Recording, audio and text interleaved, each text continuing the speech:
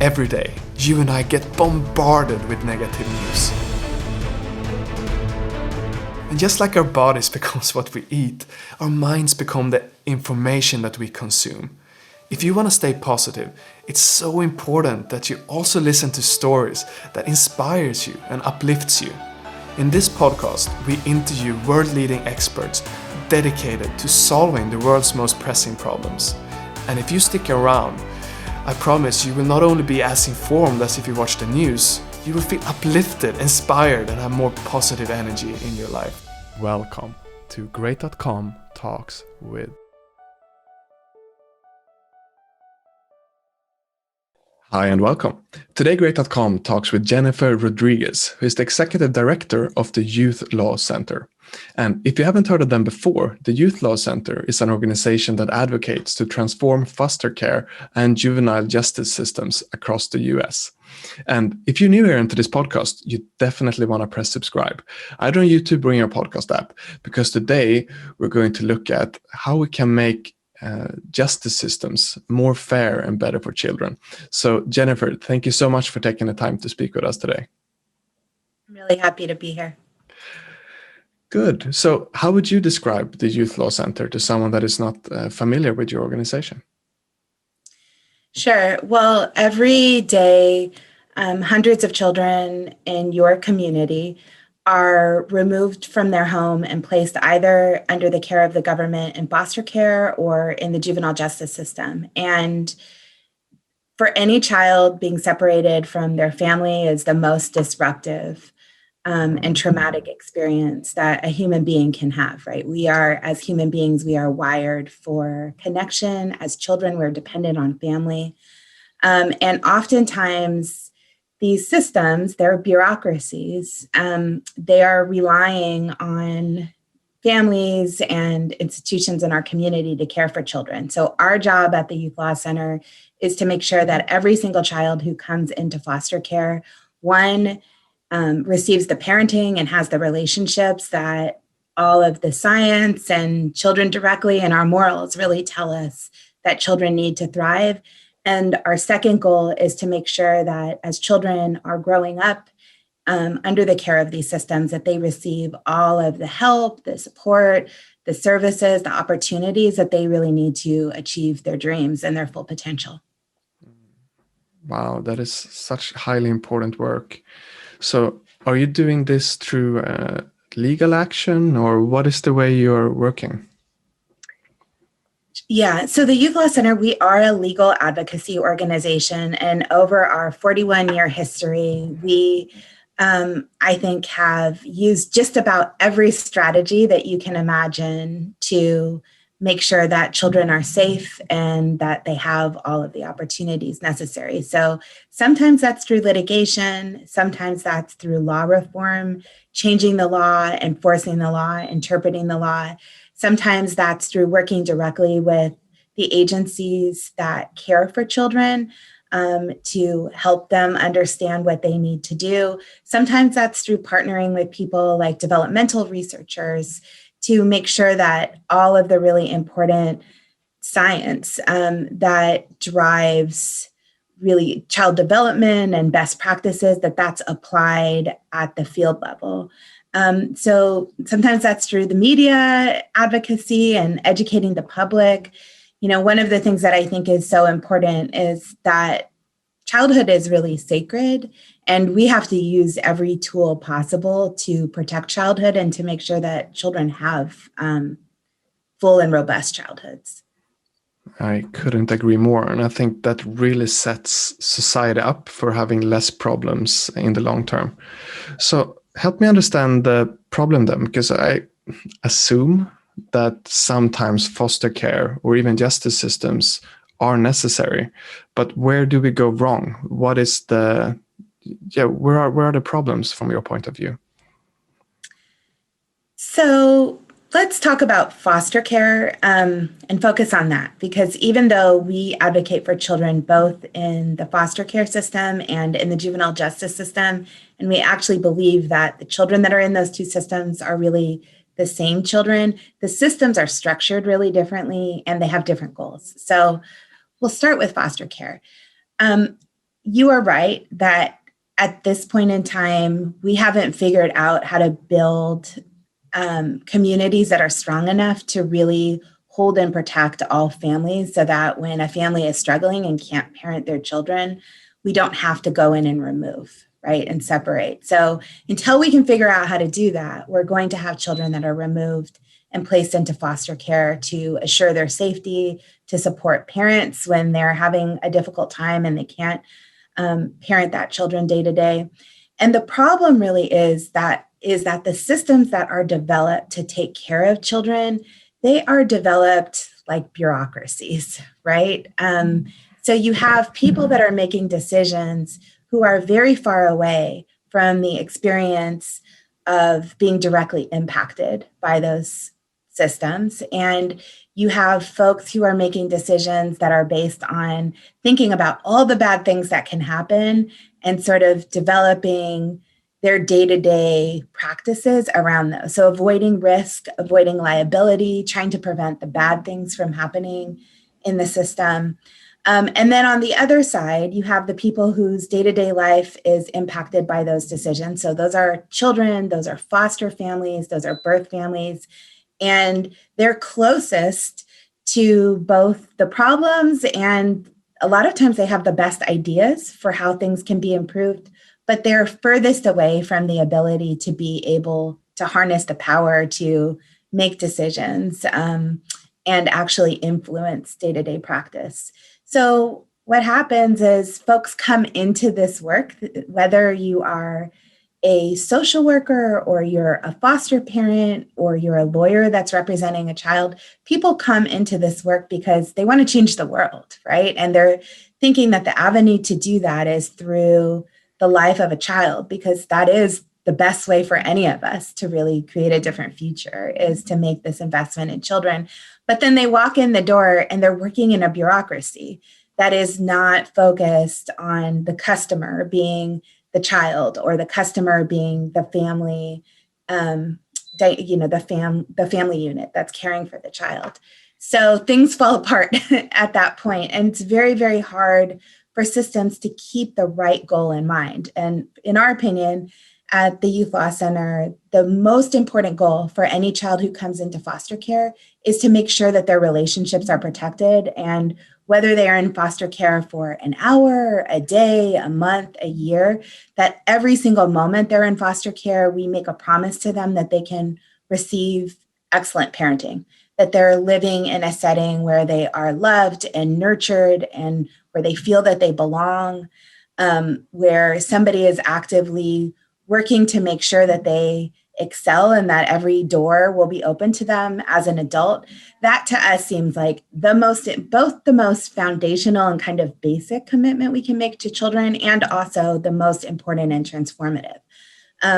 But so frequently systems that doesn't sound like a good bureaucratic goal, right? To make sure that children are loved and parented in a system. It's much better to say, for systems to make a goal like, we're going to make sure that no children experience additional harm in this system, or we're going to make sure that no children die, or a process-oriented goal, like we're going to make sure that every child is visited once a month.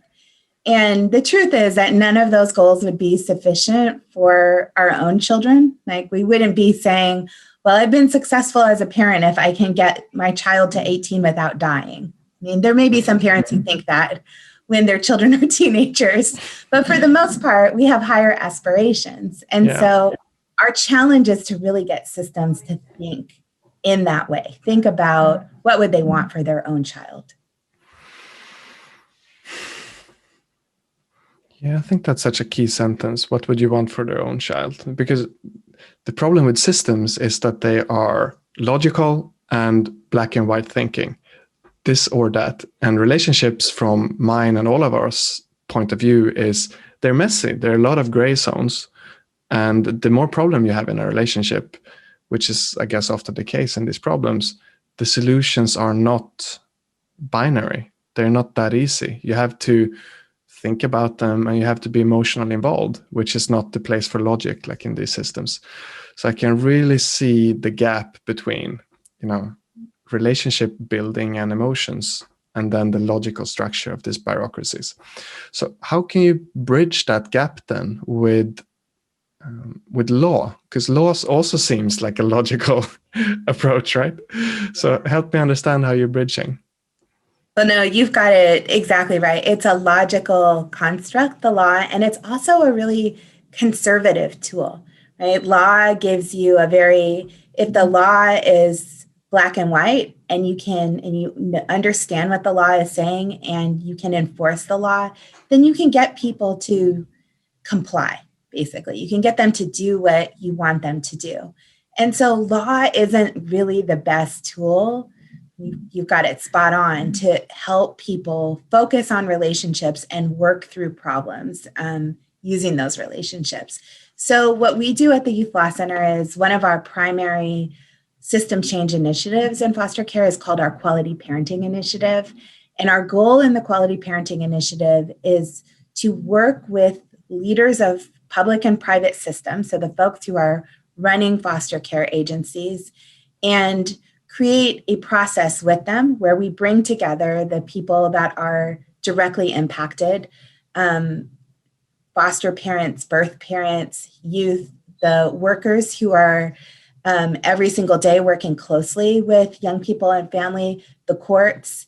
And we, expose them to all of the developmental research that tells us that there is nothing more important and transformative than a child's attachment and relationships. And then we have them think about what happens in their system on a day-to-day basis from all of those varied perspectives and identify where are the places in the system where regular accepted practice gets in the way of relationships for the child, and where are the places where we're doing well and actually we are doing a good job at supporting a child's relationship. And then basically create a roadmap for change, identify everything that needs to be changed in the child welfare system from the first moment a system touches a child and family's life to the last moment. And then we work with that system to basically help them execute that plan using really our advocacy strategy. So that's what the Youth Law Center knows. We know how systems work. We know how systems change. We have the law as one of our tools if the law needs to be changed or if the law needs to be implemented. But really, we're thinking much broader. And we're kind of bringing everything we have to bear. So sometimes that means we're bringing in organizational change theory or marketing and branding theory, or we're bringing in sort of research about what actually compels people to change their behavior. And we're applying that to foster care.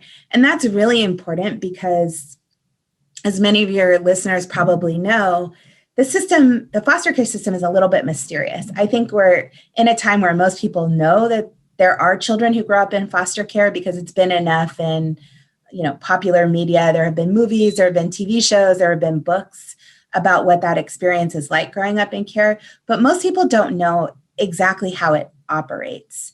So the system operates basically totally isolated from every other industry that there is, and often doesn't incorporate sort of the best and newest learning about how you do things well. And so that's our goal, is if we're going to have children who come into foster care and have to spend their childhood there, then our commitment really needs to be to make sure that the system that cares for them is deserving and that it's an excellent system. I really feel like words like holistic thinking and care comes, and you want to imply that and infuse system with that thinking. And to me, that seems highly needed and necessary. So if you look 10 years ahead in the US, what do you hope will change, and what maybe do you hope to accomplish as an organization? So I think 10 years ahead, our work in the Quality Parenting Initiative is now about 13 years old. And when we started this advocacy work, we were showing up to reform spaces and we were talking about how the guiding principle needs to be love in foster care. And folks were basically laughing and saying, number one, like that doesn't sound like an attainable goal. And number two, that doesn't sound very legal. at all.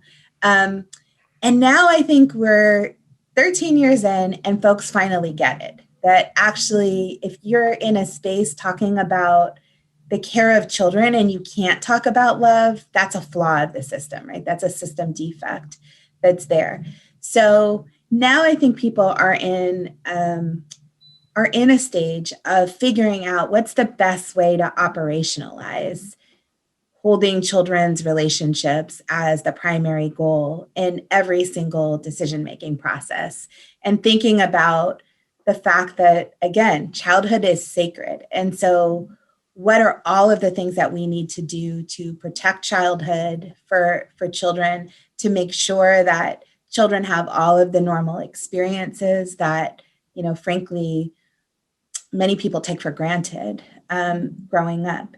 And so I think that the hope is that 10 years from now, that we'll be in a place where not only have many of those practices sort of been embedded in the way that we do foster care, but that folks will be thinking not just about how do we do them, but how do we do them really well? What are the best practices that are out there?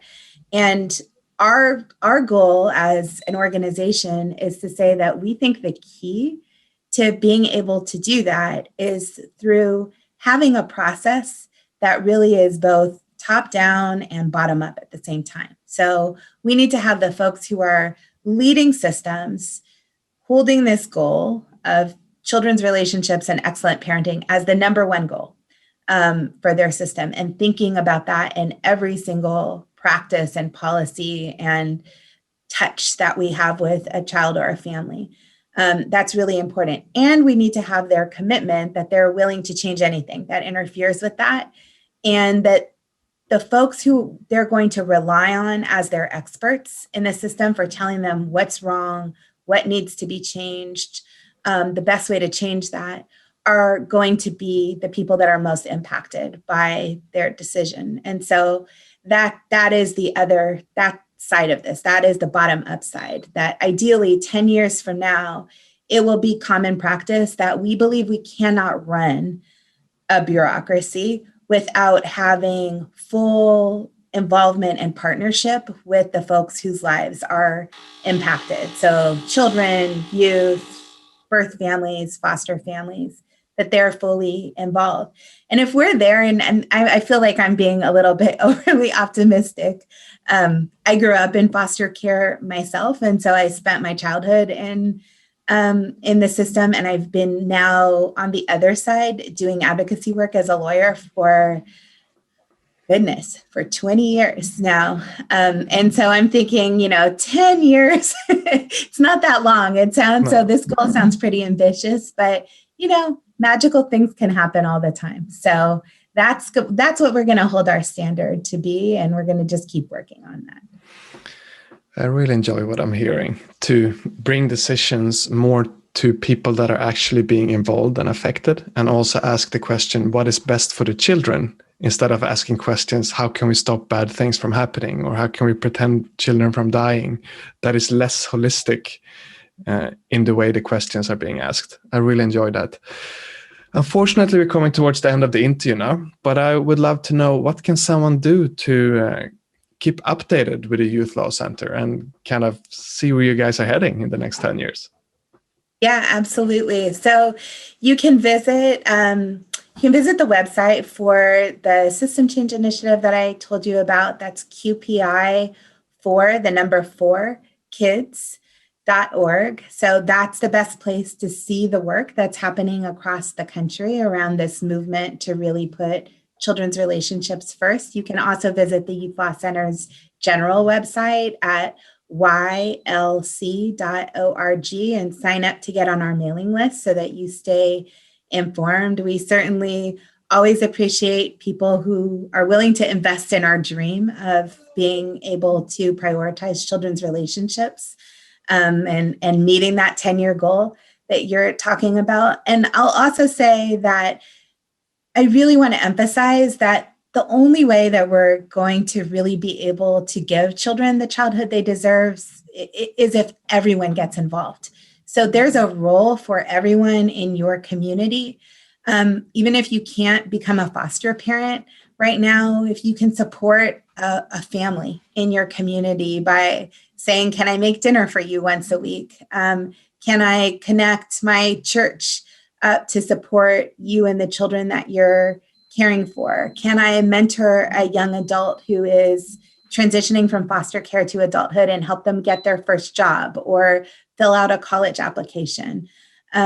That's how this is going to work, is if our whole community feels like children who are in foster care are theirs, and that they have a stake in their lives and investment. So, there are many, many local ways to support this goal and work too, and to support both the children who are in care and the families who are dedicating their lives to caring for them.